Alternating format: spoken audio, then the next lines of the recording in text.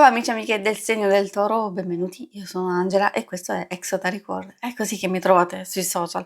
Questo è l'oroscopo settimanale dal 15 al 21 giugno. Prima di iniziare vi ricordo che è una stesa generica, prendete solo ciò che vi risuona e se volete potete integrarla col vostro ascendente per avere più informazioni. In descrizione trovate le recensioni dei mazzi usati, i link per acquistarli e i link alle playlist per conoscere il significato delle carte della Sibilla Lenormand e della Sibilla italiana. Vi invito a iscrivervi e abbonarvi al mio canale per sostenere il mio lavoro. Vi ringrazio moltissimo se lo farete o l'avete già fatto. E adesso partiamo con la lettura. Innanzitutto andiamo a vedere come andrà la vostra settimana, poi vedremo i segni zodiacali da attenzionare, l'ambito amore e poi l'ambito lavoro e finanze. Troviamo la lettera indica comunicazioni in senso lato e quindi possiamo aspettarci magari che possano arrivare delle notizie, qualcosa che stiamo già aspettando, messaggi di vario tipo, telefonate, email, quindi qualsiasi tipo di comunicazione. Però può riguardare non solo ciò che arriva, ma anche quello che noi abbiamo bisogno di chiedere, di recepire in qualche modo. E allora, se già avete questa incombenza di capire determinate cose, di chiedere informazioni, forse questo potrebbe essere il momento giusto. Se volete comunicare, dire qualcosa a qualcuno, magari questa carta vi sta dicendo che bisogna trovare il momento giusto, le parole giuste, fare chiarezza prima di comunicare. Se avete già fatto chiarezza in voi stessi, questo potrebbe essere proprio il momento giusto per comunicare, appunto.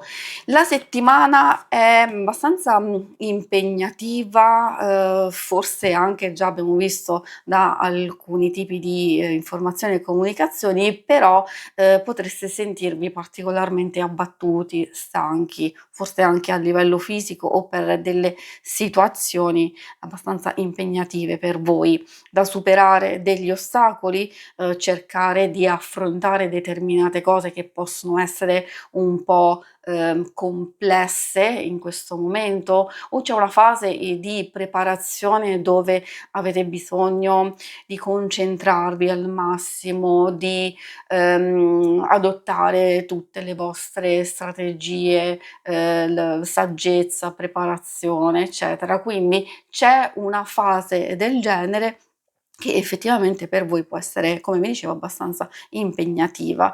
I segni zodiacali da attenzionare sono quelli di Terra, Toro, Vergine e Capricorno e abbiamo un pochetto anche quelli di Aria e quindi Gemelli, Bilancia, Acquario. Adesso procediamo con l'ambito amore.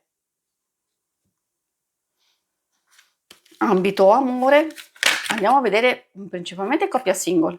Poi ricordo che alcune cose possono fare riferimento anche alle amicizie, alle famiglie. Quindi vediamo, troviamo il papavero che può portare qualche mancanza. In che senso? Parlando, ahimè, di solitudine, di un qualcosa che magari non ci fa stare bene, potremmo sentire la mancanza di cure, di attenzioni e di comprensione. Ecco forse perché abbiamo varie cose legate alla comunicazione stessa, come abbiamo visto delle energie principali che si possono riflettere anche in questo ambito. Anziché rimanere fermi nei propri pensieri, nelle proprie cose, forse queste carte vi stanno dicendo di aprirvi alla comunicazione. Abbiamo visto sin dall'inizio che ci sono dei blocchi e delle resistenze e c'è isolamento, anche questa per certi aspetti può indicare isolamento e chiusura. Magari se ci sono alcune dinamiche veramente difficili e complesse, difficili proprio da sottolineo, da scardinare nella comprensione e nella comunicazione, in realtà questa potrebbe essere il momento giusto, quindi trovarlo nel corso della settimana per esprimersi, per liberarsi, per chiedere alcune cose. E infatti il mughetto ci sta dicendo che se procediamo in un certo modo possiamo ritrovare felicità, riequilibrio di alcune situazioni, soprattutto quelle più compromesse, di rivedere un po' anche alcune cose che sono importanti, diciamo, per voi, perché quello che salta fuori è principalmente la mancanza di comprensione e di comunicazione. Questo vale anche, magari in un'amicizia o con un familiare.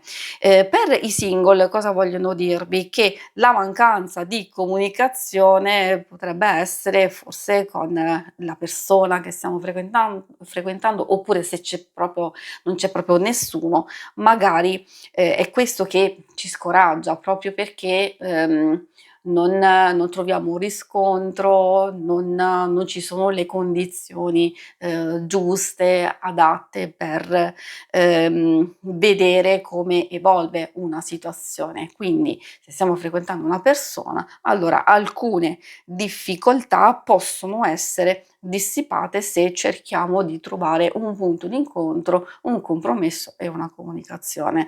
Per chi non ha nessuno, effettivamente queste carte stanno dicendo che o si deve considerare il fatto di lasciare andare vecchie situazioni, di lasciare andare una persona che al momento magari non, non potete sentirla, diciamo non c'è niente, tra virgolette, e valutare appunto di andare avanti o altrimenti di fare un primo passo, se ve la sentite. Vedendo un po' queste carte da parte vostra potrebbe essere un po' difficile, quindi questo ovviamente dovete considerarlo voi. Per quanto riguarda le cose più importanti legate al lavoro, no, non voglio dire che l'amore non sia importante, assolutamente no. Lo dico, dico più importanti per le questioni, pratiche del denaro, e anche se magari avete qualche progetto in particolare,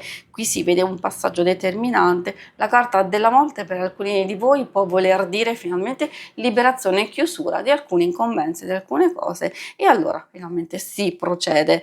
La fortuna può riguardare una fase di pausa, di relax, di vacanza, ovviamente me lo auguro per voi, e quindi forse queste possono prendere un'accezione positiva. Chi va al mare, chi va in montagna, perché no, qui salta fuori la montagna, o chi comunque cerca tranquillità, serenità, isolamento in senso diciamo positivo, quindi qualsiasi sia la vostra svolta positiva, sicuramente magari se l'avete programmata potete godervela in pieno, però è vero che ci sono comunque alcune cose che richiamano un po' all'attenzione a livello di finanze, di cose che magari sentite comunque l'esigenza di preoccuparvi e di fare lo stesso. Un po' per tutti queste carte stanno dicendo di aspettarsi qualche proposta, qualche novità, un qualcosa da valutare, però al momento di prendersi il tempo di riflettere, di non decidere subito, di non affrettare, di non accogliere magari una proposta e quindi prenderla subito in considerazione. Lasciare in stand-by è l'atteggiamento giusto per darvi appunto l'opportunità di riflettere, e questo vale un po' per tutti quanti, a maggior ragione per chi è in cerca di lavoro. Alcune cose sono ancora un po' ferme, un po' bloccate, probabilmente ci vuole un altro po' di tempo, però ricordo che la fortuna ci indica un qualcosa che è in corso, in via di sviluppo, che di sicuro si può trovare soluzione a un problema, o abbiamo bisogno di rinvigorire un po' la nostra volontà, la nostra determinazione per impegnarci maggiormente in un percorso di ricerca. Si conclude qui la lettura, vi ringrazio per avermi seguita. Se volete, in alto a destra trovate il logo per iscrivervi al canale, mentre in basso trovate le schermate per vedere il vostro oroscopo mensile e lunare quindicinale. Alla prossima, vi auguro una buona settimana, ciao!